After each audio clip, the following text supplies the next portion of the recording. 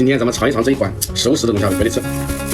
这是给你做调味料，配好调味料。我看这个肉质非常好，它这个肉质绝对的，它这个味道，蛮入味的，各位，你小龙虾呗，肉质很嫩，哎呦，蛮好吃的，好脱壳，哎，有点辣，越吃越辣。这是熟食啊，也算是熟食，下回。出来，啊！